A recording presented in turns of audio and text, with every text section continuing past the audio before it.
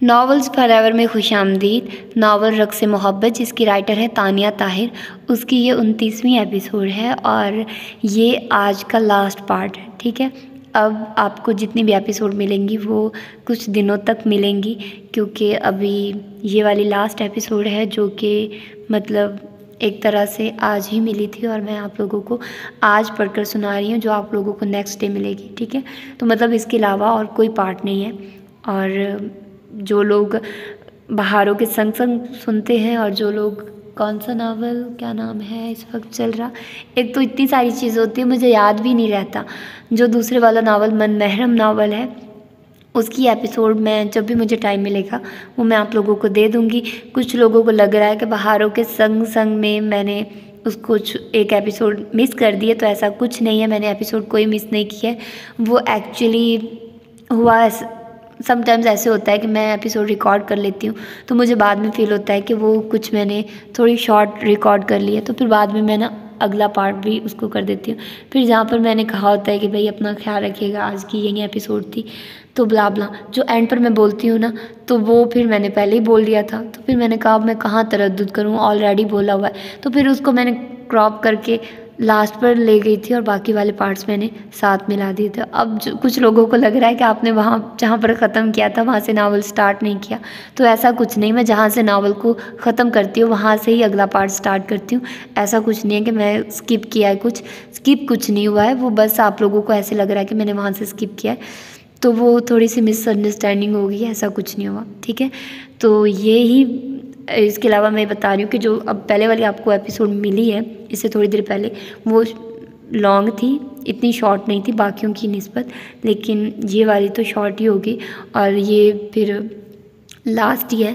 तो अब जब भी मुझे टाइम मिलेगा मैं आप लोगों को प्रोवाइड कर दूँगी। वैसे भी मुझे इसको रिकॉर्ड करने में थोड़ी मुश्किल होती है, क्योंकि ये ऑनलाइन मैंने रिकॉर्ड करनी होती है, ये ऑनलाइन पढ़ना होता है, तो जहाँ पर मैं बैठकर रिकॉर्डिंग करती होती हूँ वहाँ नेट नहीं आता है, तो फिर मुझे जुगाड़ लगाने पड़ते हैं, जो कि मैं माहिर हूँ उनमें, तो वो लगा कर फिर मैं रिकॉर्डिंग करती हूँ।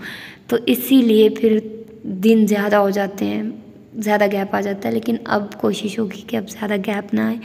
जैसे आएगा मैं आप लोगों को दे दूँगी, मुझे जैसे टाइम मिलेगा मैं आप लोगों को चीज़ें प्रोवाइड कर दूँगी। अभी मैं कुछ दिनों तक बहुत बिज़ी हूँ, so try to understand me और कोऑपरेट कीजिए मेरे साथ। ठीक है, तो आइए जल्दी से स्टार्ट करते इस एपिसोड को। वो बिल्कुल वहाज का सामना नहीं करना चाहती थी। वहाज तो क्या, वो वहाँ किसी का सामना नहीं करना चाहती थी, मगर ये भी हकीकत थी, जो गम उस शख्स ने उसे दिया था उसमें वो अकेली क्यों सुलगती। उसे महसूस हुआ था शादी के बाद ससुराल से ज़्यादा शौहर ट्रस्ट करे तो बीवी की अहमियत बढ़ जाती है, मगर उस सब लोगों ने उसे कभी अपना नहीं समझा। वो गैर थी, गैर ही रही, तभी काबिल एतबार नहीं थी। जो उनका अपना था वो मुजरिम होकर भी काबिल एतबार था। वो देखना चाहती थी वहाज को, उसके कदम साथ नहीं दे रहे थे जब वो उस घर में दाखिल हो रही थी। वो कैसे निकाली गई थी अब से कुछ दिन पहले यहाँ से, वो तो जानता था कि उसका कोई नहीं, कैसे कैसे वो उसे यूँ निकाल सकता है। अगर वो कसूरवार भी होती तब भी उसे नहीं निकालना चाहिए था। दर हकीकत वहाज ने नहीं, मिशाल ने वहाज से मोहब्बत की थी, क्योंकि उसे उस पर एतबार भी था और वो उसकी हर बात को, हर हुक्म को पूरा करना अपना फ़र्ज समझती थी। मगर वहाज ने इतने अरसे में उस पर सिर्फ अपने हुक्म थोपे थे। वो किससे मिलना चाहती है, क्या करना चाहती है, बाहर जाना चाहती है या नहीं, वहाज को कोई गर्ज नहीं था। वो सिर्फ उससे अट्रैक्ट था, उसकी खूबसूरती से मुतासिर हुआ था, उसकी कुर्बत में खुश था। ये मोहब्बत नहीं थी। उसकी आंखें इस सच्चाई को जानकर डुबडुबा उठी थी।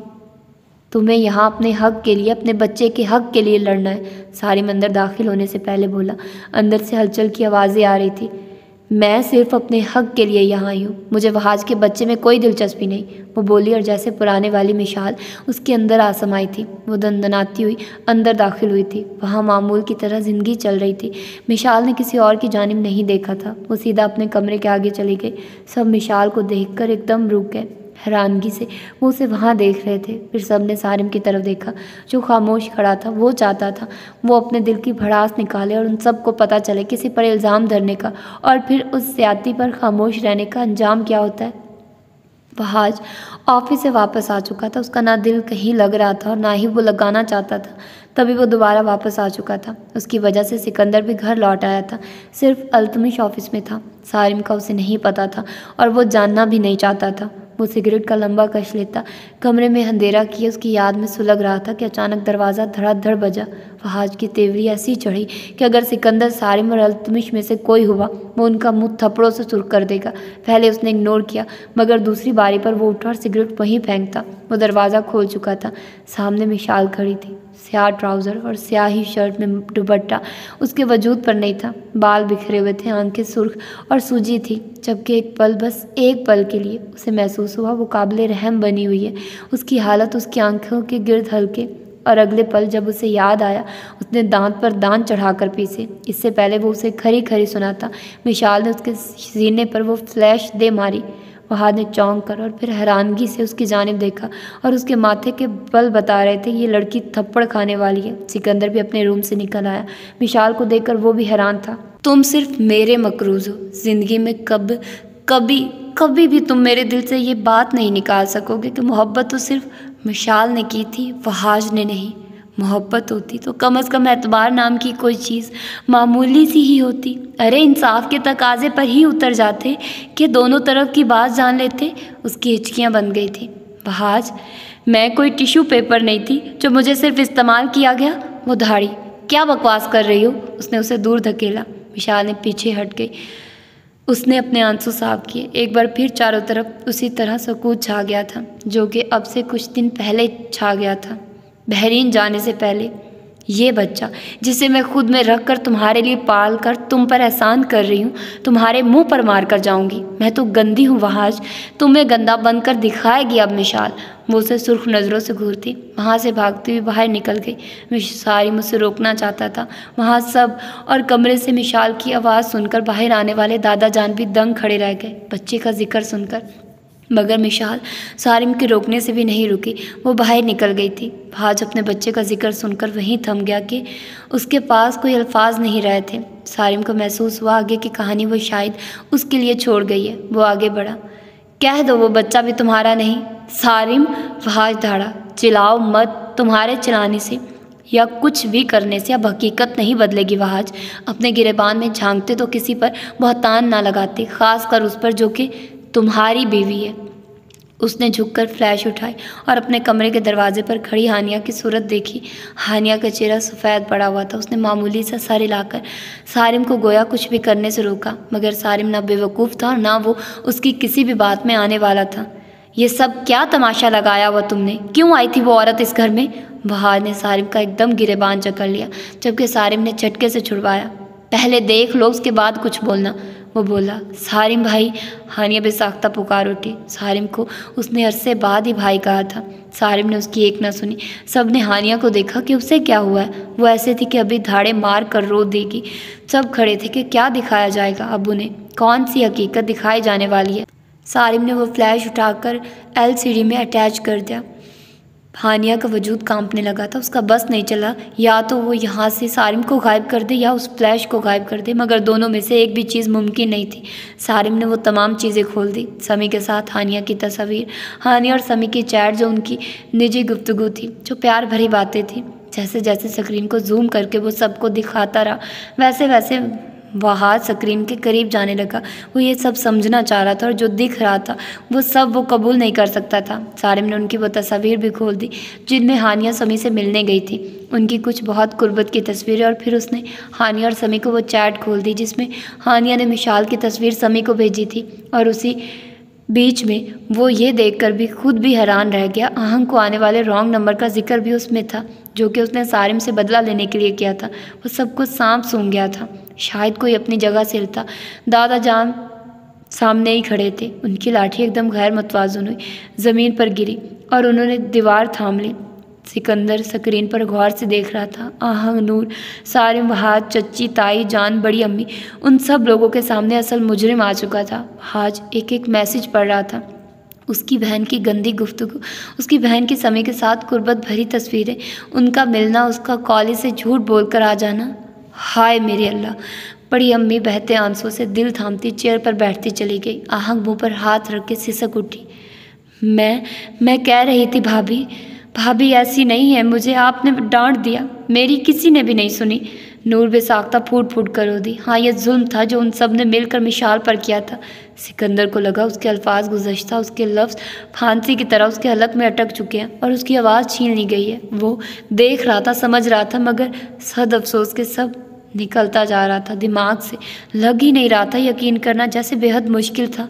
हानिया पसीने में शराबूर हो चुकी थी। ताईजान उसकी जाने बढ़ी और हानिया के खींच कर थप्पड़ मुंह पर जुड़ दिए। वो बेसाख्ता चीख उठी, डाइन, अपने भाई का घर खा गई, अपने भाई का, वो भाई जिसने बाप की तरह पाला, उसकी इज्जत का आसरा न रखा, किसी का पास न रखा। हानिया तुम डाइन बनकर खा गई हमारे घर की खुशियाँ, मेरी तरबियत। अपनी दोस्त के बहाने उससे मिलने जाती रही। तुम हानिया, ये क्या किया है तुमने? वो चीखती चिल्लाती उसे बुरी तरह मार रही थी, इतना कि वो हाँफने लगी। हानिया भी चीखते चीखते रो रही थी। पसंद है समी, मुझे शादी करनी है मैंने उससे। तो मनहूस लड़की, तुमने मिशाल को क्यों घसीटा? क्यों किया मिशाल के साथ ऐसा? उस मासूम ने क्या बिगाड़ा था तुम्हारा? तुम्हारे भाई ने कौन सा तुम्हारा नुकसान किया था? जो कहा, जैसे कहा, सब वो तुम दोनों के लिए करता चला गया। मुझे जहर लगती है मिशाल, मैं चाहती हूँ भाई उसे तलाक दे।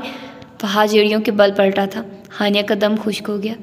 ये सब क्या है? वो शौक था। भाई, मुझे समी पसंद है, वो मुझसे प्यार करता है। मुझे आपको ये सब बताते हुए डर लगता था, मैं इसीलिए नहीं बता। मिशाल को क्यों घसीटा तुमने? वो स्ट्रेट सवाल कर रहा था।